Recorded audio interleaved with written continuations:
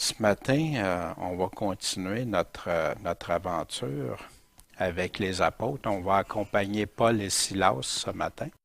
On va le suivre où il a été. Et juste avant, on va se courber dans un mot de prière. Seigneur Tout-Puissant, ce matin, on est ici pour une raison. C'est pour toi, Seigneur. Tu es notre raison d'être, notre raison de vivre. Et on aimerait te confier tout ça, Seigneur. Nos chants, qu'on ne fait pas toujours de la bonne façon, Seigneur, mais que toi, tu vois nos cœurs et tu connais chacun de nos cœurs, mais on veut le faire pour t'adorer, te louer. Puis aide-nous, Seigneur, à le faire de la meilleure façon possible pour toi, Seigneur, avec des cœurs sincères, avec des cœurs ouverts à te louer, t'adorer. Ce matin, Seigneur, on ouvre ta parole. Guide-nous, accompagne-nous, qu'on saisisse bien, qu'on comprenne bien. Mets en moi les bonnes paroles, la bonne façon de le présenter, Seigneur, pas en mettre plus, pas en mettre moins que toi, mais qu'on reste attaché à ce que tu as laissé pour nous comme guide, comme enseignement, pour qu'on puisse grandir ensemble pour toi. Merci pour mes frères et mes sœurs, que bénis-les abondamment, Seigneur, et que c'est bon de se réunir ensemble pour toi. En ton nom, Jésus. Amen. On est rendu au chapitre 17 de cette aventure des apôtres. La dernière fois, juste très rapidement, on se rappelle Timothée qui a été choisi par Paul. Y avait-tu fait le bon choix, Timothée? Ben oui, Timothée est devenu un fidèle serviteur. Mais Timothée, ça y a coûté quelque chose, hein? Et se faire circoncire à son âge, c'était pas trop évident. On avait vu aussi la prophétesse à l'esprit de Python, celle qui annonçait des choses, hein? C'était vrai ce qu'elle disait, mais c'était-tu animé par Dieu? L'Esprit Saint qui empêche d'aller évangéliser en Asie? L'Esprit Saint qui empêchait Paul, Silas d'y aller? Mais il a donné une vision. Paul, il donne une vision à un Macédonien qui est venu supplier Paul d'aller les voir. Fait qu'ils ont conclu après que c'est parce que Dieu voulait les envoyer en Macédoine. On a vu Lydia aussi, cette femme marchande de vêtements, dispendieux et tout ça, qui était proche d'une rivière, puis que Paul a pu partager l'Évangile avec elle, la parole de Dieu, puis elle s'est convertie. Puis après ça, les a accueillis dans sa maison. On va la revoir, Lydia, la semaine d'après. On a vu aussi Paul et Silas qui ont été arrêtés et fouettés. Vous souvenez-vous, à cause de l'esprit de Python, là, les propriétaires n'étaient pas de bonne humeur, fait qu'ils ont fait un soulèvement dans la foule, ils ont été manipulés les gens. Eux autres, c'était pas la bonne raison qu'ils ont donné. Eux autres, c'est parce qu'ils étaient en colère, parce qu'ils avaient ils perdaient de l'argent. Mais ils étaient tout tristes, Paul et Silas, en prison, ses amis. Non, tout joyeux. Ils chantaient des cantiques au Seigneur. Ils louaient Dieu. Il y a eu un gros tremblement de terre tellement fort que le chaîne qu'il avait dans les mains a tombé, les portes se sont ouvertes. Puis là, qu'est-ce qui est arrivé? Le chef de la prison, il a voulu même se suicider. Pourquoi? Parce qu'il savait qu'il était pour passer au cash après. C'était pour brasser. Lui qui était en charge, qu'on y avait confié des prisonniers importants. Mais Dieu est intervenu par Paul. Puis Paul y a parlé, puis il dit, fais pas ça! Regarde, on est tous là. Puis là, le chef de la prison, il a dit à Paul, mais qu'est-ce qu'il faut que je fasse pour être sauvé? On aimerait ça que des personnes nous demandent ça.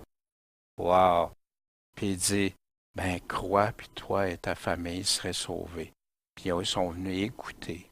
Ils sont venus écouter, puis ils ont cru, ils ont accepté, puis se sont fait baptiser. Vous vous souvenez, on continue le voyage, et ça, c'est dans la carte, que vous voyez où Paul, il voulait passer ici, mais le Saint-Esprit les a fait passer par là. Puis là, on continue. Hein. Ce matin, on va aller jusqu'en Thessalonique, puis on va continuer dans les chapitres qui s'en viennent. On va aller jusqu'au chapitre 18, verset 22. Fait que là, on commence le chapitre 17 de ce livre merveilleux. Puis tu sais, Zach, tu pourrais tout apprendre ça, toi. Tu pourrais tout lire ça dans le Nouveau Testament. C'est tout écrit ce qu'on va parler là. Paul, Silas, ayant passé par Amphipolis et par Apollonia, qu'on vient de voir sur la carte, se sont rendus à Thessalonique. Puis là, il y avait une synagogue des Juifs. Il y avait des synagogues un peu partout. Hein? Partout où il y avait des Juifs, il y avait une synagogue, un endroit de rassemblement où le sabbat, ils se réunissaient pour prier, pour lire la parole et tout ça. Puis aussi pour la semaine, toutes les activités de la communauté. Paul, selon sa coutume, entra vers son habitude, est entré vers eux. Puis pendant 3 jours de sabbat, ça veut dire dans ce temps-là, c'est le samedi, de quoi qu'il leur parlait? Des Écritures, de la Bible, de ce que Dieu a dit pour nous autres. Puis en leur parlant de ça, il le démontrait, il le prouvait, puis il le faisait voir qu'il voit qu'il a fallu que Christ souffre, que Jésus a souffert, puis qu'il a ressuscité des morts. Christ a souffert jusqu'à la mort, puis il a ressuscité, il est revenu à la vie, en disant, ce Christ, c'est Jésus que je vous annonce. Ce Christ, ça veut dire ce oint de Dieu, ce béni de Dieu, le spécial de Dieu. C'est à partir de là qu'a commencé l'Église de Thessalonique. Ils ne sont pas restés dans la synagogue, on va voir ça. Mais il y a une Église qui s'est fondée.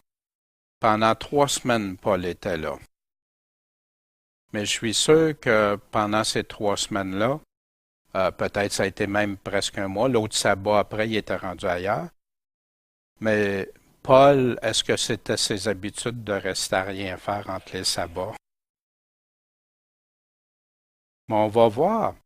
Paul a enseigné tellement de choses qu'on leur lit après dans les 2 lettres aux Thessaloniciens. Il a parlé, puis quand on lit la lettre aux Thessaloniciens, on va aller voir de quoi il leur a parlé dans quelques instants. Ces 2 lettres-là, très spéciales. Il leur a dit dans cette église-là, imaginez, après 3 semaines, que c'était une église modèle, qui servait d'exemple pour toutes les autres églises. Puis, on va voir beaucoup, très loin. Dans 1 Thessaloniciens, chapitre 1, verset 7, il dit « De sorte que vous qui avez été des modèles pour tous ceux qui ont cru, pour tous les chrétiens. » Fait que c'est-tu encore bon pour nous autres, ça? Ben oui, les lettres aux Thessaloniciens, c'est encore bon, puis c'est là qu'on trouve pourquoi. Puis Paul, il disait, c'est pourquoi aussi on cesse de rendre grâce à Dieu. Hein? Comme Raymond rendait grâce à Dieu tantôt. Merci Dieu. Merci pour ce que tu as fait. Rendre grâce à Dieu de ce que recevant de nous, hein? Puis il dit des apôtres toujours, la parole de Dieu que nous prêchons, fait que c'est encore les apôtres, ben Paul, puis avec ses amis, Silas, vous avez reçu non une parole des hommes, mais ainsi qu'elle l'est véritablement pour vrai, la parole de Dieu. Avez-vous déjà pensé à ça, la parole de Dieu? Des fois, on dit, Dieu, pourquoi tu ne me parles pas? Ben, Dieu parle. Où qu'on peut savoir qu'il nous parle?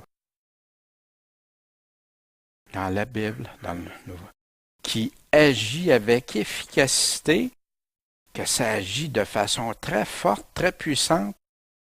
Mais en vous qui croyez, il faut y croire, par exemple, pour que ça agisse. Ça fait que quand il dit dans toute la l'Achaïe et la Macédoine, hein, aujourd'hui,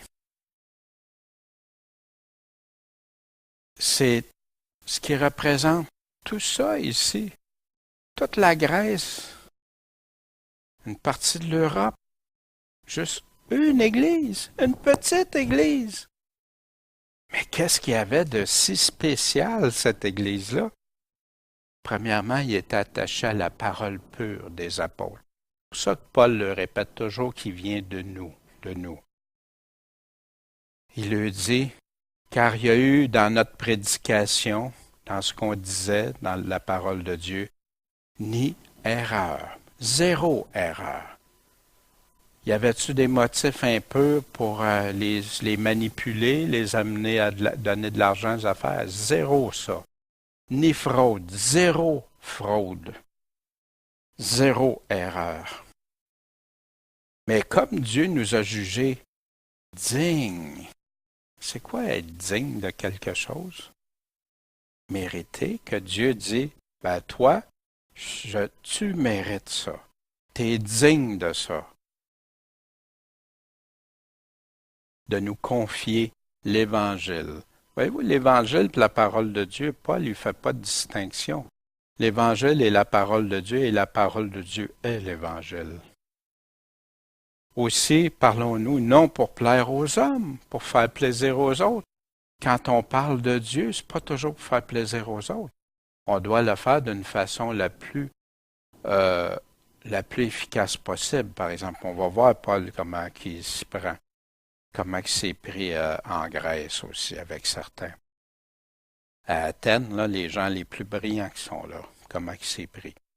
Mais à dire la vérité, parce que c'est Dieu qui éprouve nos cœurs, c'est Dieu qui connaît nos cœurs, qui teste nos cœurs, qui examine nos cœurs. Puis vous le savez, on n'a jamais employé des paroles flatteuses.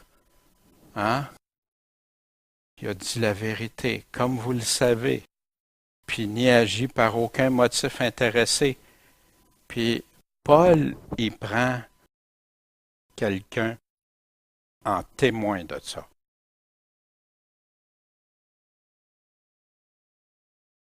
Dieu est témoin. Tu peux-tu avoir un témoin plus important que Dieu? Fait que Paul, il mentirait-tu? Il oserait-tu dire si c'était pas 100% vrai? Il n'oserait jamais dire ça. Aussi, qu'est-ce qu'il y avait de spécial, cette Église-là? Il endurait et il persévérait dans les tribulations pour Christ et leur foi. Il était prêt à souffrir, même s'il se faisait rire d'eux autres, même s'il y en a qui se sont fait battre, même s'il y en a qui sont morts à cause de Jésus. Et vous avez été nos imitateurs. Paul puis Silas puis ses amis, ils ont été battus, ils les ont vus comment ils ont été maltraités parce qu'ils aimaient le Seigneur. Vous avez été nos imitateurs et ceux du Seigneur. Le Seigneur aussi a souffert. Ayant reçu la parole avec la joie du Saint-Esprit au milieu de beaucoup d'afflictions. Ça veut dire que même quand tout va mal, on peut être dans la joie, mais pas n'importe quelle joie. Ah, je suis joyeux, je souffre. Non. La joie du Saint-Esprit, l'Esprit de Dieu qui surpasse toute intelligence, qui est plus intelligent que nous autres, qu'on ne peut pas tout comprendre. Mais Dieu vient donner cette joie-là, même si ça va mal. Si jamais ça va mal dans ta vie, tu sais quoi? Tourne-toi vers Dieu. Puis tu vas voir comment il est capable de te donner la paix puis la joie dans ton cœur, même si tout le monde dit ça se peut pas, ça va même trop mal, même si tu ne sens pas la joie, Dieu va te la donner. Sois patient. Attends-les, puis tu vas voir, il va répondre.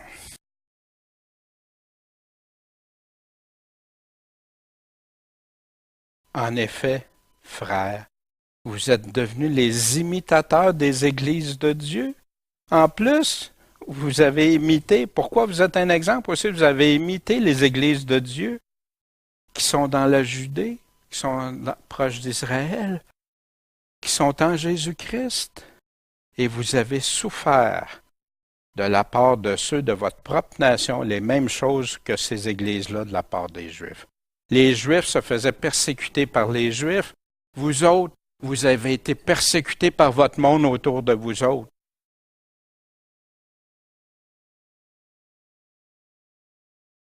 Puis il continuait d'endurer, persévérer. Les 2 lettres sont remplies de ces choses-là. J'ai pris quelques passages là. Afin que nul soit ébranlé. On a-tu peur des fois quand ça va mal? Ouais, on peut se laisser ébranler. On peut se laisser avoir peur. Seigneur, j'ai peur de ce qui arrive. Seigneur, je ne sais pas qu'est-ce qui va arriver. Soyez pas ébranlés. Restez ferme. Parce que vous savez qu'on est destiné à cela. Le monde a-tu aimé Jésus? Le monde l'a tellement haï. Y avait-tu raison de l'haïr? Lui qui est venu faire du bien, lui qui est venu prêcher la vérité de Dieu, qui est venu nous annoncer comment être sauvé, comment venir à plaire à Dieu. Puis ils l'ont fouetté, maltraité, ri de lui. Ils l'ont mis sur une croix jusqu'à le faire mourir. Puis quand on était avec vous, on vous le disait, on vous le prédisait qu'on aurait à souffrir des afflictions, comme c'est arrivé, puis vous le savez. Aujourd'hui, il y en a qui parlent de Jésus, puis tout est beau, tout est merveilleux. Mais c'est pas ça que l'évangile de Paul qui disait. C'est pas du tout ça. Oui, on va avoir la paix dans notre cœur, puis la joie du Saint-Esprit. Parce qu'on sait qu'on y appartient, on est ses enfants. Puis c'est lui qu'on va voir un jour face à face. Parce qu'on vit maintenant. Paul dit maintenant on vit. Lui, il n'était pas à Thessalonique. Maintenant on vit. Pourquoi? Pourquoi que Paul disait qu'il était tout dans la peine puis tout ça, puis maintenant il vit, au verset 8? C'est parce que vous demeurez ferme dans le Seigneur. C'est comme quand je rencontre des frères, des sœurs. Qu'est-ce qui me fait le plus plaisir? Qu'est-ce qui me donne le plus de bien-être au cœur? Quand tu vois tes frères, tes sœurs qui s'affermissent, qui arrivent n'importe quoi, puis ils se tournent où? À Dieu. Puis ils restent accrochés, attachés à Dieu. Puis ils vivent pour Dieu. Ça, là, ben c'est ça que Paul est en train de leur dire. Wow! Il avait peur même qu'il se soit détourné de la foi. Puis on revient au chapitre 17. Fait que là, on a vu Thessalonique, hein, quel genre d'église c'était. C'était une église, il y avait des belles qualités, tellement qu'il représentait le Seigneur partout. Nous autres, est-ce qu'on veut être comme ça? Puis je partageais ça aux frères et aux sœurs à Saint-Henri, hein. Puis il aimait ça, on fait ça, 1 Thessaloniciens, ces 2 lettres-là, 1 et 2 Thessaloniciens. Puis il y a tellement des beaux enseignements, puis qui nous dit, qui nous ramène vraiment c'est quoi le vrai évangile. Puis quelques-uns d'entre eux ont été persuadés. Hein? Ils n'ont pas tous cru?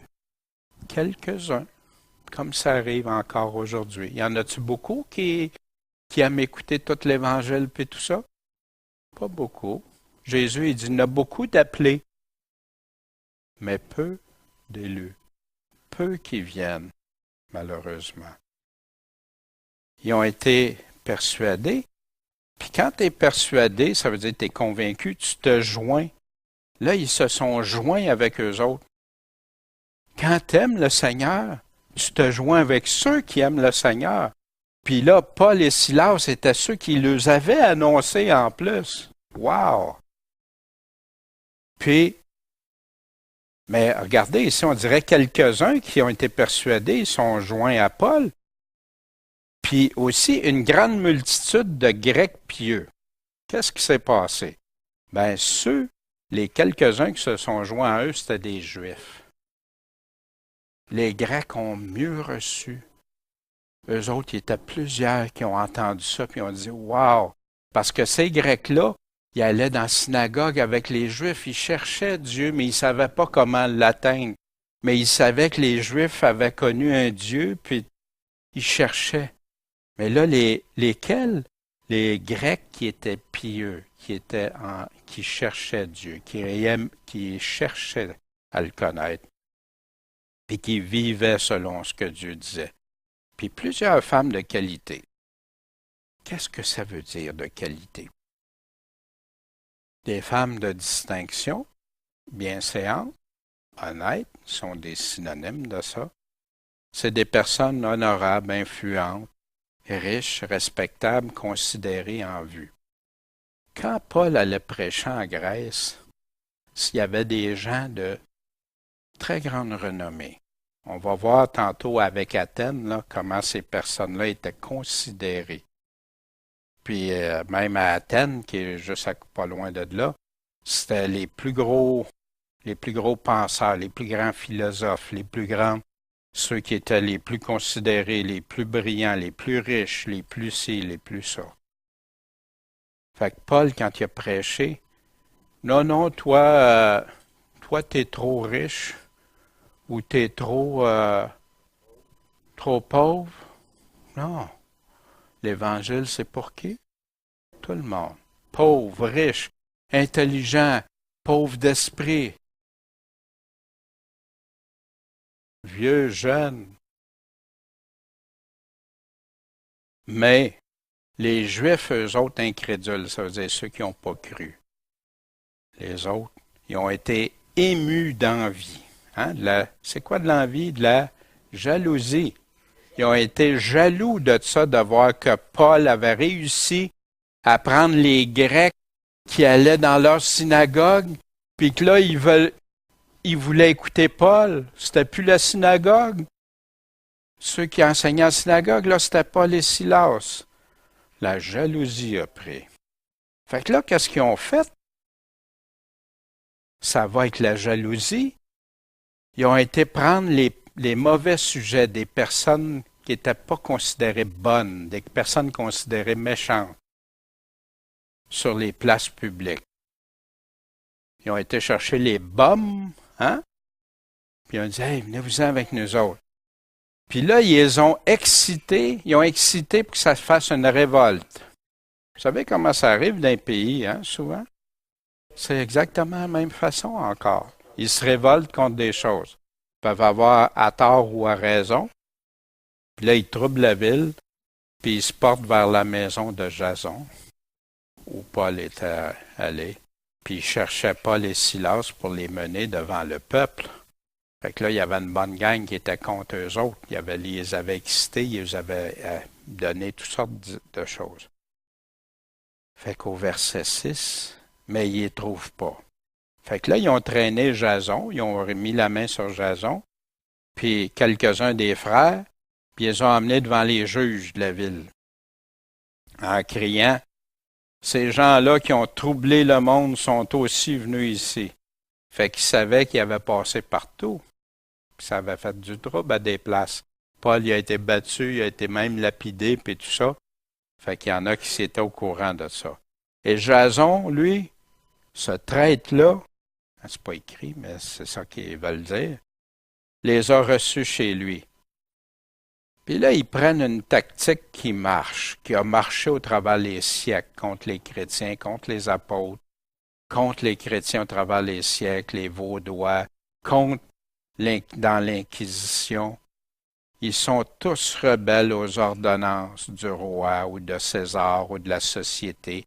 Puis comme aujourd'hui, il y en a plein de chrétiens qui souffrent, puis ils disent pas parce qu'ils sont chrétiens, ah, ça finit par sortir, mais ils disent parce qu'ils font du mal, ils sont rebelles au bien de la société, etc.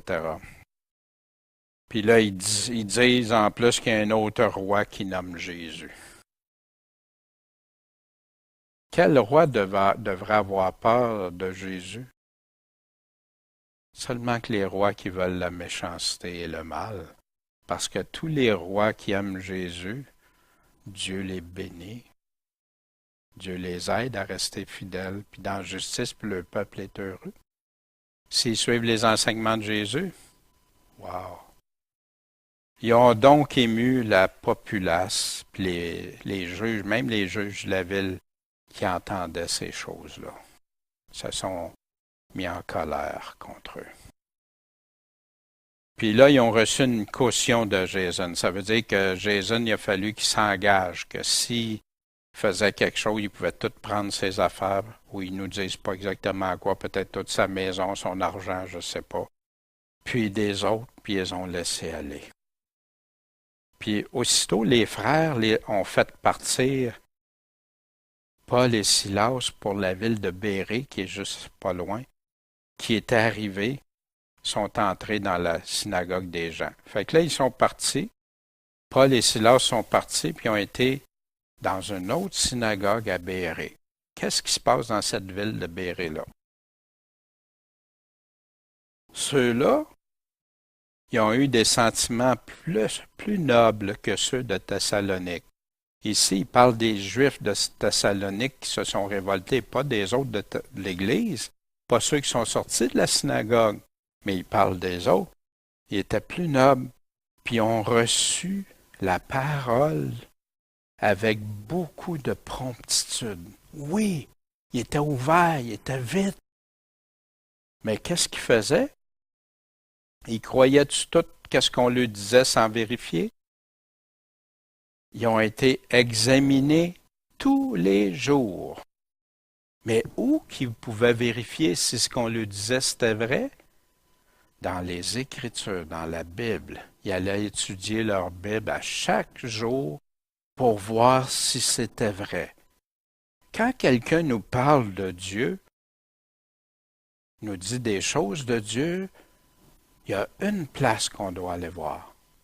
C'est dans sa parole. Si je vous dis quelque chose, puis vous n'êtes pas sûr, puis vous devriez toujours aller voir où?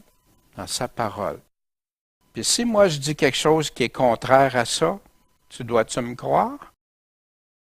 Non, tu vas croire Dieu.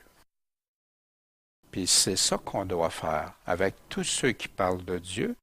Pas toujours être en doute, mais vérifier. Aujourd'hui, c'est malheureux, les gens font presque plus ça. Puis ils faisaient ça pour voir si ce qu'on leur disait était exact. Mais si je vous parle, puis je vous parle des choses, puis vous allez voir là, puis tu dis, ben c'est en plein ça qui est écrit. C'est ça que Dieu dit.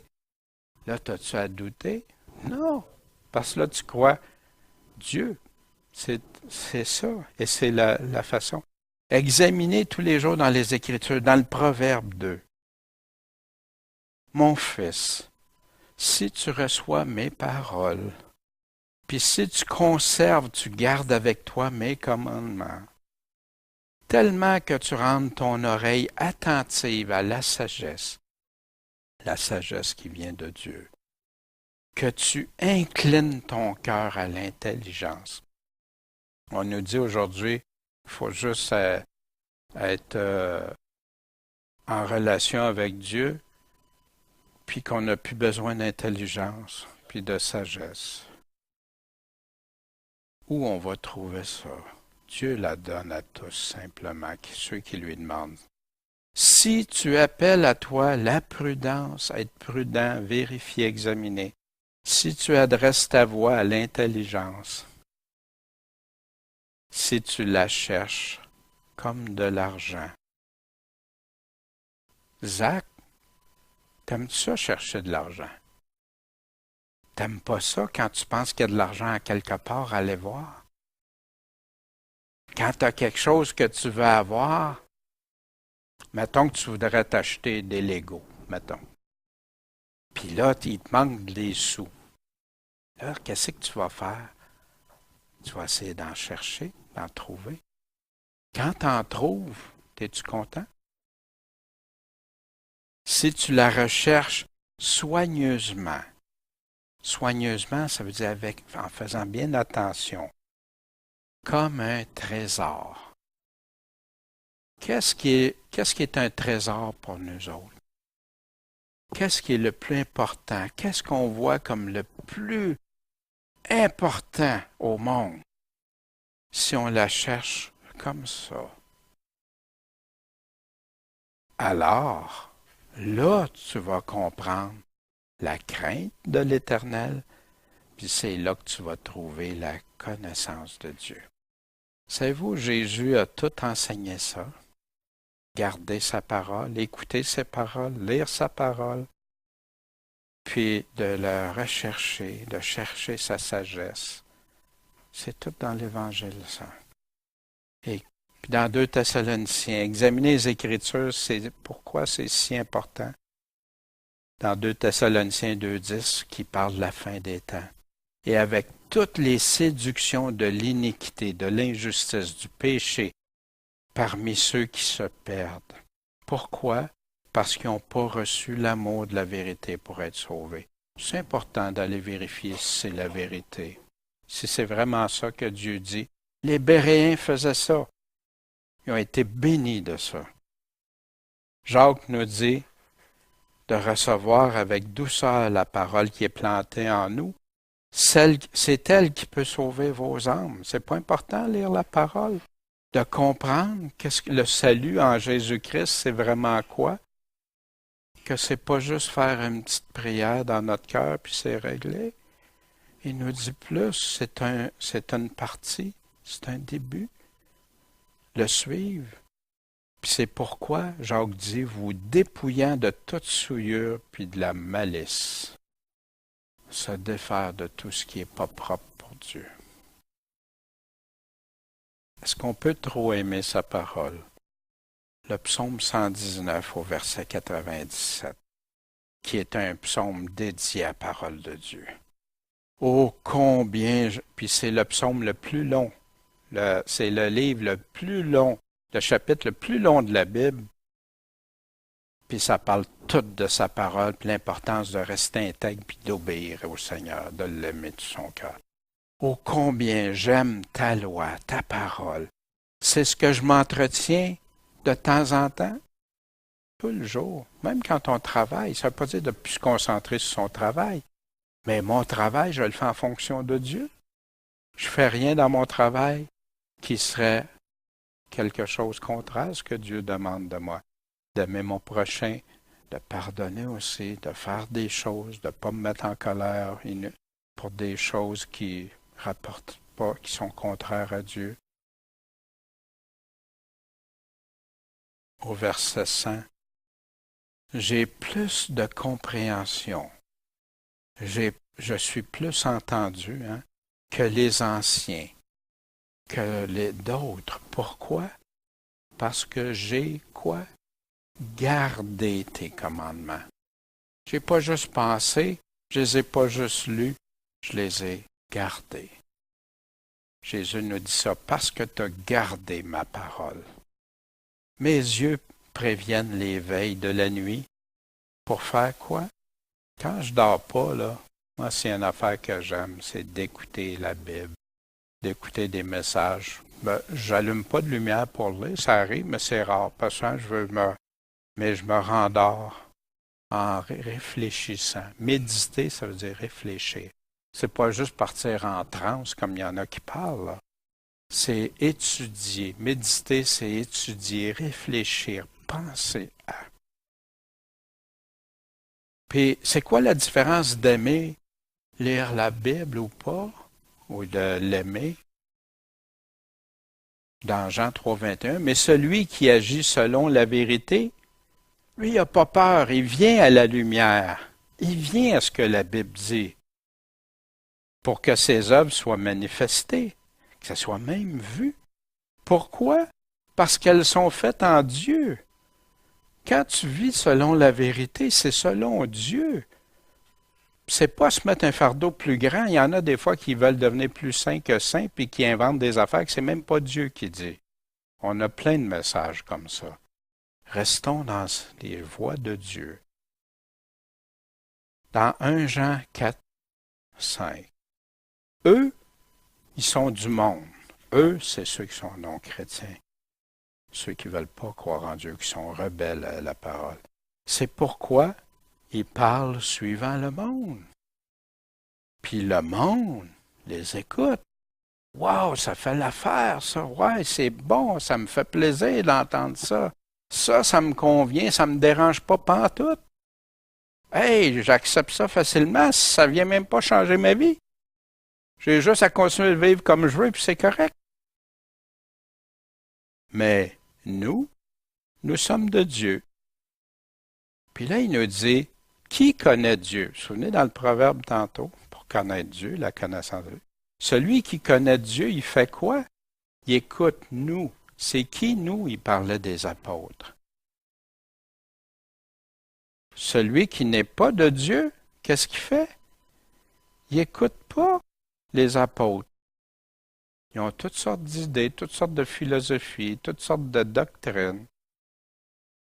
Ils ne nous écoutent pas. Puis c'est important parce qu'il dit, comment tu veux savoir l'esprit de vérité puis l'esprit d'erreur que Dieu aime tellement avoir qu'on ait l'esprit de vérité? C'est à ça qu'on peut savoir. Ceux qui aiment la parole de Dieu, ceux qui la suivent de tout leur cœur, même si des fois ça ne fait pas notre affaire, ben c'est ceux-là qui sont les vrais. Les autres sont quoi? Si vous allez lire je vais vous laisser chercher dans la lettre de Jean, allez lire. Il parle de toutes sortes de choses, dont menteurs, dont des faux et tout ça. Puis il dénonce ça avec fermeté. Fait qu'on vient au chapitre 17. Plusieurs, donc, en Bérée, ont cru la ville de Bérée, ainsi que des femmes grecques de grande qualité. Voyez-vous, Paul, il s'adressait à des gens importants, des gens influents de ces villes-là, puis des hommes en assez grand nombre. Puis c'est à remarquer, hein, parce que les femmes étaient très attentives, écoutaient. C'est un peu comme aujourd'hui, des fois, tu as des femmes qui sont plus intéressées à entendre les choses de l'Évangile que des hommes. Des hommes, ah non, moi, pas besoin de ça, puis tout ça. Verset 13. Mais quand les Juifs de Thessalonique, ceux qui n'étaient pas de bonne humeur après Paul et Silas, ils ont appris que la parole de Dieu était annoncée à Bérée par Paul, ils devaient être contents, hein? Ils sont venus puis ont ému le peuple. Ce qu'ils avaient fait là-bas, ils sont venus le refaire là. Puis aussitôt que les frères ont fait partir Paul, reste pas Paul. Puis voyez-vous, avez-vous remarqué une chose, c'est toujours Paul. Parce que c'est Paul qui annonçait, c'est Paul qui disait les affaires. Fait qu'il l'aimait pas, Paul. Hein? Puis Timothée était avec eux autres aussi, mais Timothée était là. Ici, fait que pour aller du côté de la mer, mais Silas et Timothée, eux autres sont demeurés là à Bérée. Ils n'ont pas eu besoin de se sauver. Puis ceux qui accompagnaient Paul l'ont mené jusqu'à la ville d'Athènes, en Grèce. Hein? Puis après avoir reçu des ordres pour que Silas et Timothée viennent au plus tôt vers lui. Fait que là, Paul était rendu à Athènes, puis là, il voulait que ses amis viennent avec lui, ses compagnons d'œuvre. Puis, fait que là, ils sont partis de Bérée pour aller rejoindre Paul. Puis pendant que Paul les attendait à Athènes, il y avait l'esprit outré. C'est quoi l'esprit outré? Dérangé, tracassé, même ça vient te chercher, là. T'es pas de bonne humeur. Ça te rend-tu de bonne humeur? Non, c'est l'inverse. T'es scandalisé en voyant toute cette ville remplie d'idoles. Ça va être plein, puis c'est comme ça qu'on est souvent comme croyants, comme chrétiens, quand tu vois des choses comme on voit partout qui se passent. On a le cœur outré, l'esprit outré. Mais moi, dans Michée 3:8, mais moi, je suis rempli de force et de l'Esprit de l'Éternel, de jugement et de courage pour déclarer à Jacob son crime et à Israël son péché. Paul connaissait tout ça. Il avait besoin de courage, là, de force de la part de Dieu pour aller annoncer qu'est-ce qu'Athènes faisait. Dans le psaume 119-136, des ruisseaux d'eau coulent de mes yeux. Je pleure sans arrêter. Pourquoi? Parce qu'on n'observe pas ta parole. On n'observe pas ta loi, Dieu. Ça me fait de la peine, ça m'attriste. J'ai vu les infidèles et j'en ai horreur de voir ce qu'ils font. C'est terrible, ils n'observent pas ta parole. Un vrai chrétien, quand il voit les gens qui désobéissent à Dieu, ça vient nous faire de la peine, ça vient nous chercher, puis même ça nous irrite des fois. C'est pas un sentiment. La seule affaire, il ne faut pas laisser aller notre colère, il faut demander à Dieu qu'il transforme ça pour qu'on l'aime plus encore, puis aller plus parler de lui, puis le dire aux personnes, d'avoir son courage et sa force. Fait ils s'entretenaient donc dans la synagogue avec les Juifs, puis ceux qui servaient Dieu, et tous les jours sur la place publique avec ceux qu'il rencontrait. Fait que Paul y allait partout. Puis il y avait quelques philosophes, des épicuriens, des stoïciens qui conféraient avec lui. On va aller voir c'est quoi ces noms-là. Et les uns disaient, mais qu'est-ce qu'il veut dire, ce discoureur-là, ce grand parleur-là?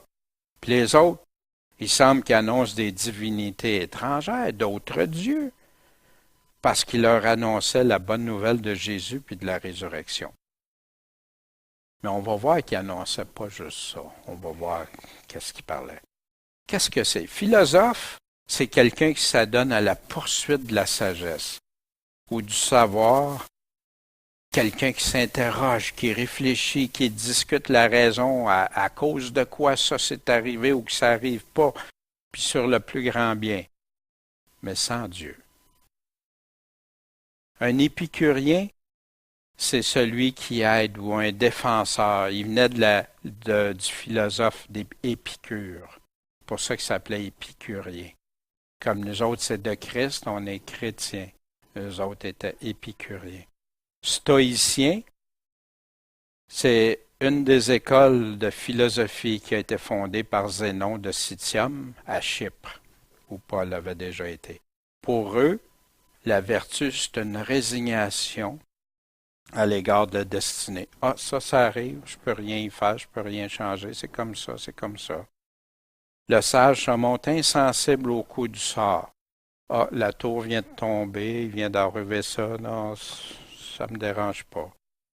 Puis il faut acquérir du courage et de la sobriété. Toutes des choses sans Dieu. C'est tout à la force de l'homme, avec son intelligence, sa logique, puis les Grecs étaient très forts dans ça. C'était leur force, sauf malheureusement sans Dieu.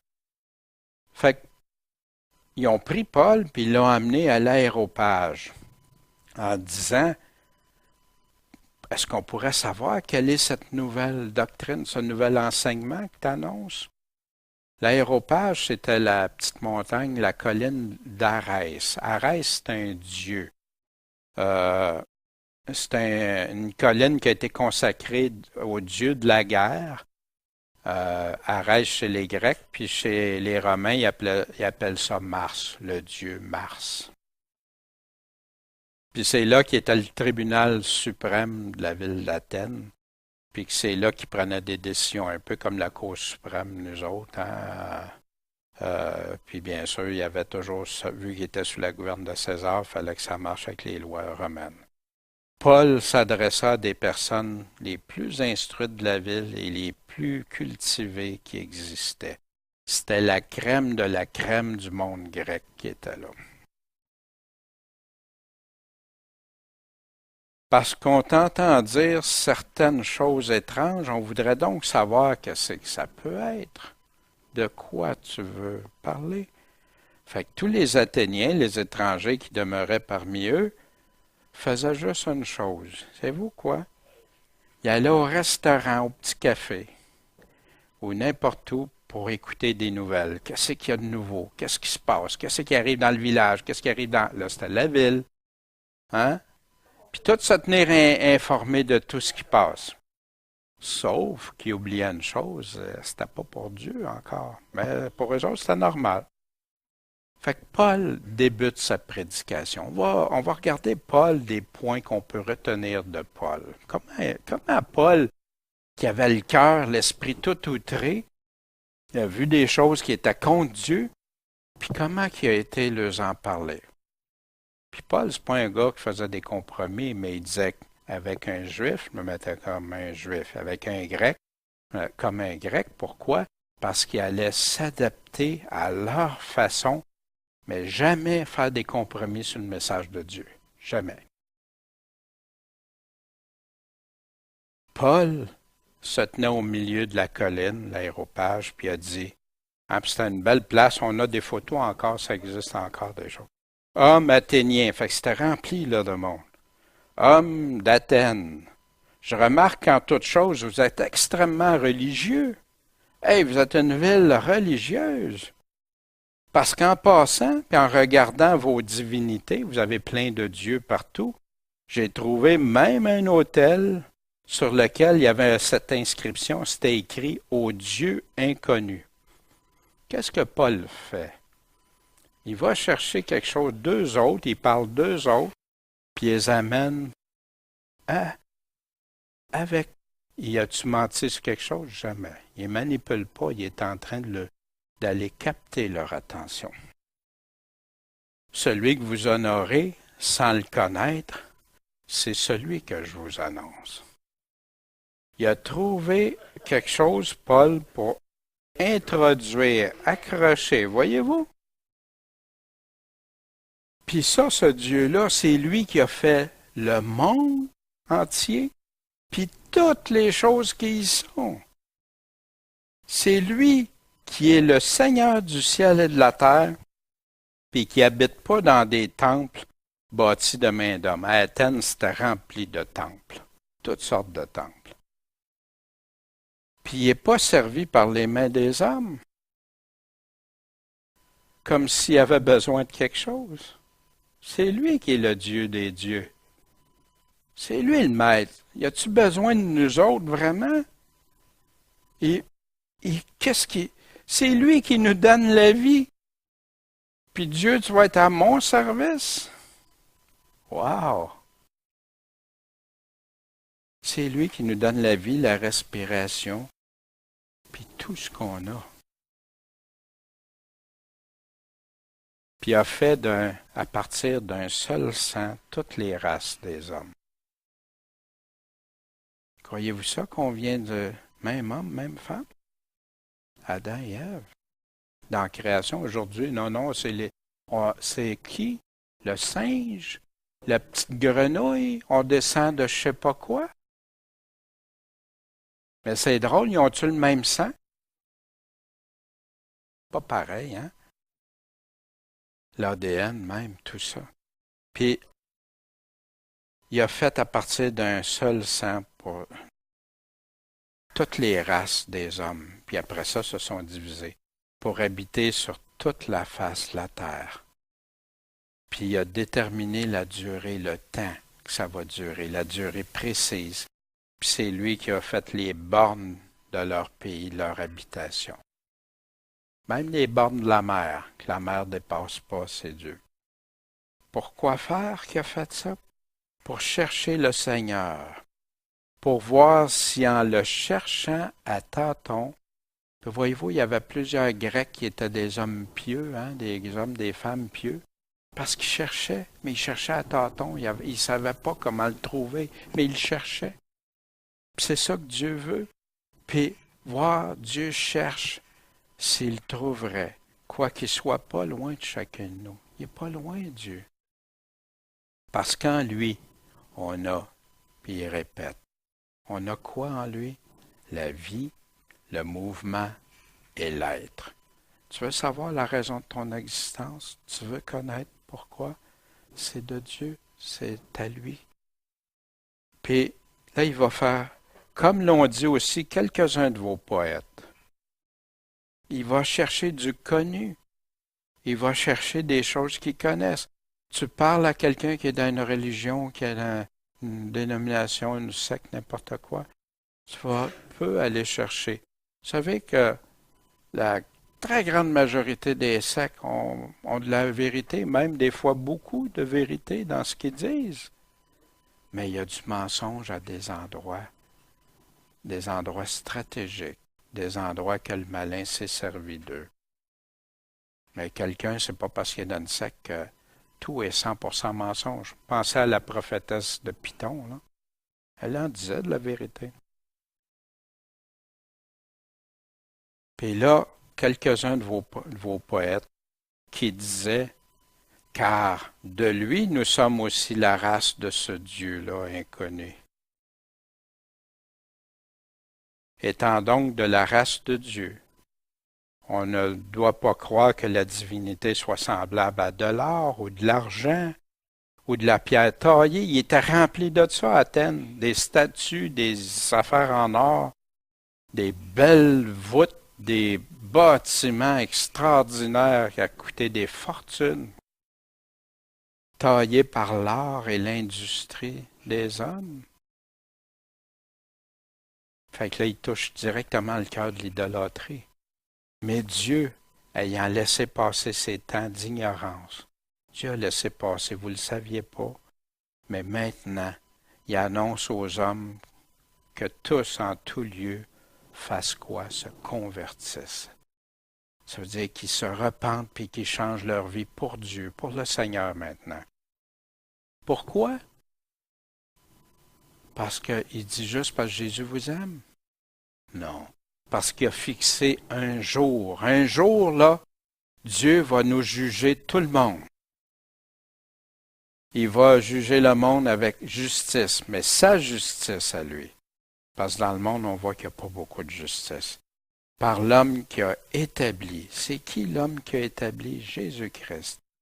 Ce dont il a donné à tous une preuve certaine en le ressuscitant des morts. Il parle de Jésus-Christ, mort et ressuscité.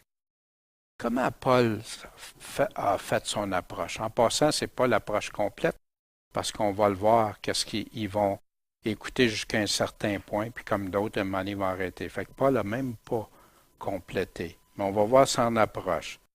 Il capte l'attention, il va les chercher à partir de leur croyance ou un de leurs cadres de référence. Il y en avait un, il a pris l'autel, qui était écrit un Dieu inconnu. Il explique la toute-puissance de Dieu, qui est l'auteur de la terre, de la vie, du respect, tout y appartient. Ça vient tout de lui. Donc, il parle de la puissance de Dieu. Il parle des attentes de Dieu, puis de la patience envers l'homme. Jusqu'à aujourd'hui, Dieu a été patient. Mais il parle qu'il y a un jugement à venir. Puis il parle de Christ, puis il parle de la résurrection des morts. Mais on doit faire attention, parce qu'il y en a des fois qui vont prendre des passages dans les Actes ou n'importe où, puis ils vont prendre les quelques phrases qu'il y a là, puis ils disent, c'est tout l'Évangile. C'est une partie. Parce que des fois, même qu'est-ce qu'il met en synthèse là, en quelques lignes, c'est des messages qui ont duré des heures, des fois. Fait qu'il ne dit pas tout, mais là, il a donné les points principaux qu'il a parlé.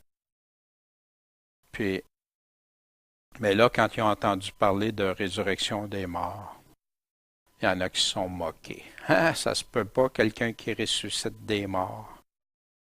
Puis d'autres qui ont dit, oh ouais, c'est bon, mais on va t'entendre une autre fois là-dessus. Ça nous arrive-tu, nous autres? Quand on parle de Jésus, c'est souvent ça qui arrive. Ainsi, Paul est sorti du milieu d'eux. Paul, a-tu continué à s'entêter? Essayer de les convaincre à tout prix? Ils ne veulent pas le recevoir. Il a été jusqu'où il pouvait. Par contre, Paul, a-tu tout fait ça pour rien? Pas du tout. Il y en a eu quelques-uns qui se sont joints à lui. Mais pas n'importe qui. Ils ont cru. Ils ont cru à l'Évangile. Ils ont cru à la parole de Dieu. Puis, il y en nomme quelques-uns de ces personnes-là. Denis, qui était juge de l'aéropage. C'est pas n'importe qui, là. C'est pas n'importe qui. Imaginez ceux qui jugeaient les plus brillants de la planète. Statut des n'importe qui. Fait que si lui jugeait ces personnes-là, il fallait qu'il y ait au moins un certain bon sens en quelque part. Puis une femme nommée Damaris et d'autres avec eux, qui se sont convertis, qui ont compris. Fait que Paul a fait des grandes choses, mais Paul aussi avait des limites, puis quand les limites étaient atteintes, il savait. mais Dieu bénissait, il faisait porter du fruit. Qu'est-ce que nos anciens disaient dans nos anciennes Bibles? L'arrivée de Paul et Silas à Thessalonique puis à Bérée, leur prédication dans ces deux villes et la sédition, la révolte que les Juifs ont excitée contre eux, nous montrent que Paul ne se relâchait pas. Que les Juifs qui étaient les plus ardents ennemis de l'Évangile, comme Paul était avant, le persécutaient partout. Ils couraient après pour le nuire. Mais Paul connaissait ça, hein? Paul avait fait ça aussi avant. Mais qui avait aussi la consolation de gagner partout des âmes à Jésus-Christ. Amen.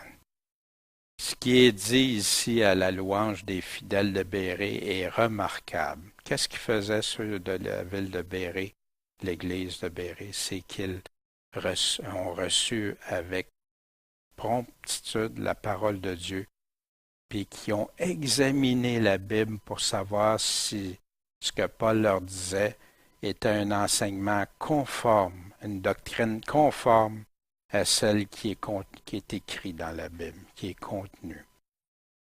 On doit apprendre de là qu'il faut recevoir la vérité avec docilité, avec promptitude, et en même temps avec connaissance et discernement.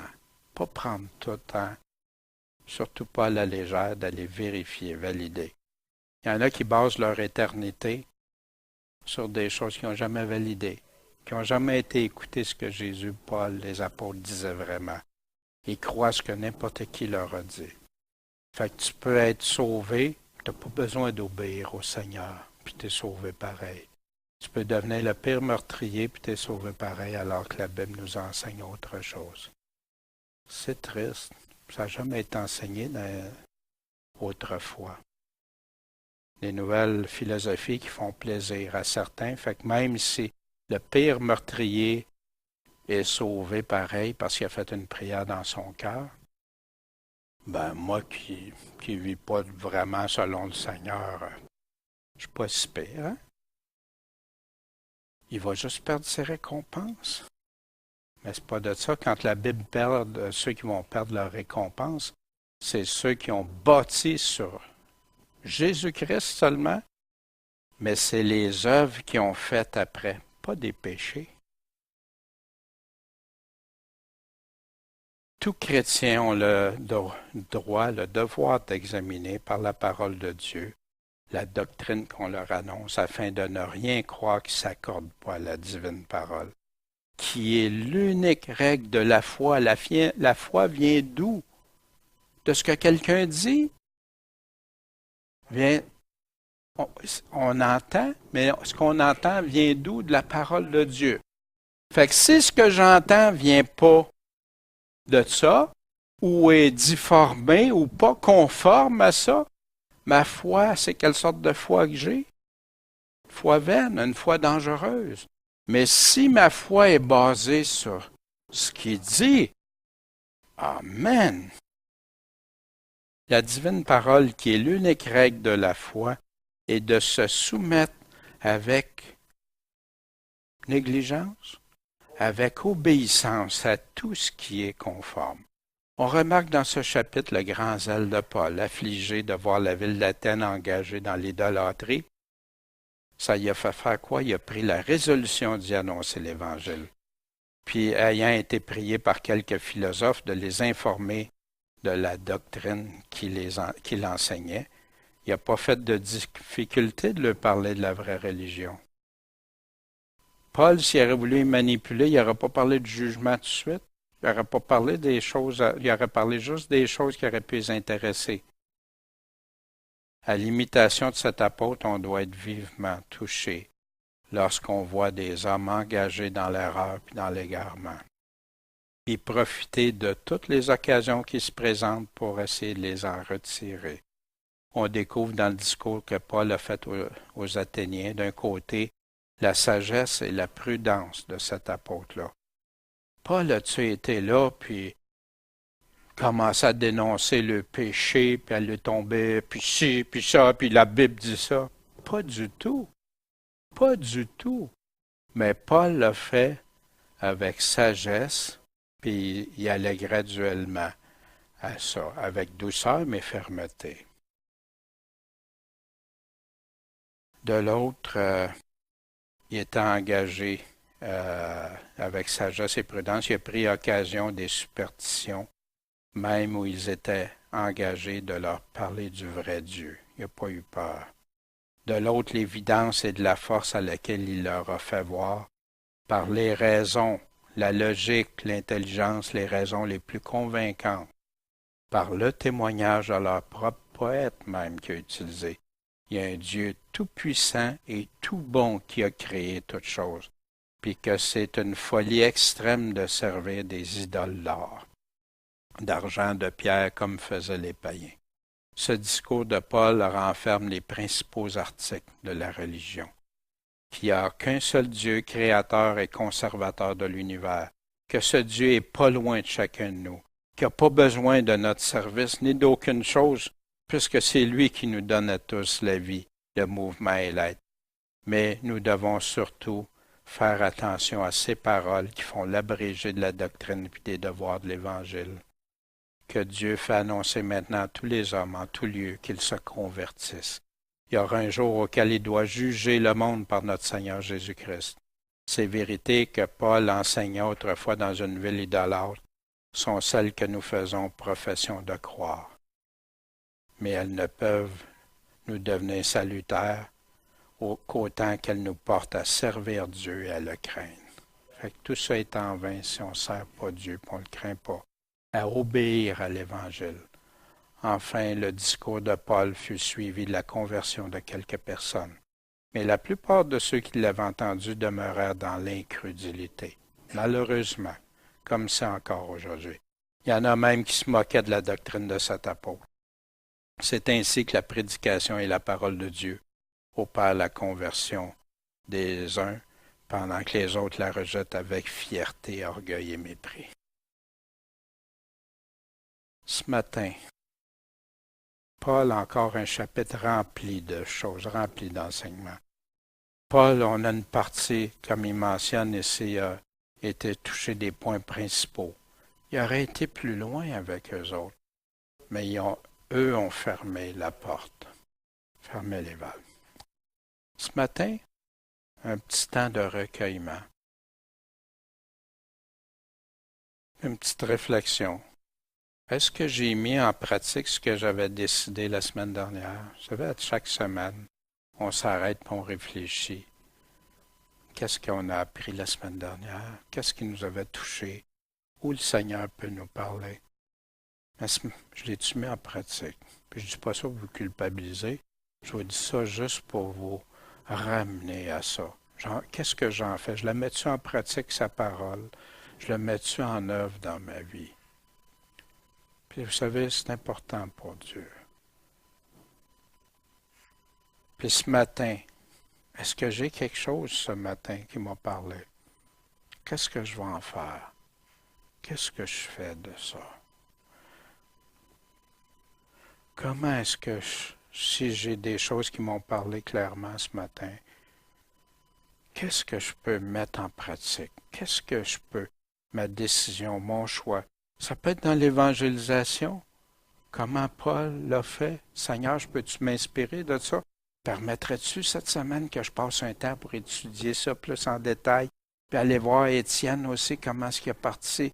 Comment d'autres ont parti pour évangéliser? Mais pensaient toujours à qui, puis comment, puis quand elle le faisait. Puis de comment, c'était quoi leur approche?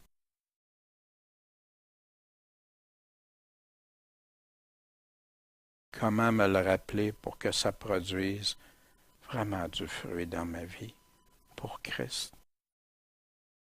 Je vais laisser ça quelques instants. On va laisser tout le monde en réflexion. Ce matin, Seigneur, on a été voir une autre partie de ta parole. On a été regarder cette aventure que Paul a vécue avec Silas et Timothée, Seigneur. Puis, on sait que prêcher l'Évangile, aller dire la vérité, ça brasse souvent. Mais même si ça brasse, il y en a toujours quelqu'un qui écoute. Il y a toujours quelqu'un qui peut être, ça peut l'aider à cheminer, à réfléchir pour toi, puis même à se convertir pour toi. Seigneur, je te prie que tu nous aides dans nos approches, comment le faire, de quelle façon. Je te prie aussi de nous garder comme cette église de Thessalonique, Seigneur, toujours prêt à te suivre, à t'obéir. Seigneur, j'aimerais te prier pour chacun de nous, qu'on soit tes enfants fidèles en toutes choses, Seigneur. Tu nous as aimé le premier, tu as payé pour nous. Puis maintenant, tu nous dis, viens et suis-moi, et c'est ce qu'on veut faire. Seigneur, pose ta main sur notre assemblée. On pense aussi à Saint-Henri, que tu puisses les faire grandir, les faire cheminer toujours de plus en plus pour toi. Pour d'autres frères et sœurs, Seigneur, qui parfois sont dans l'erreur ou la tiédeur par rapport à ta parole, viens, Seigneur, viens toucher leur cœur par amour. Puis, Seigneur, on ne veut jamais, c'est pas pour juger ou condamner, au contraire, mais pour que ces personnes puissent en venir à te choisir, toi. Seigneur, on sait qu'on ne peut jamais trop t'aimer. C'est ce que tu demandes, de t'aimer de tout notre cœur, de toute notre âme, de toutes nos forces, notre pensée, puis notre prochain comme nous-mêmes, puis de te suivre, Seigneur. Viens à notre secours, viens au secours de tous ceux qui se disent tes enfants, Seigneur. En ton Saint-Nom, Jésus. Amen.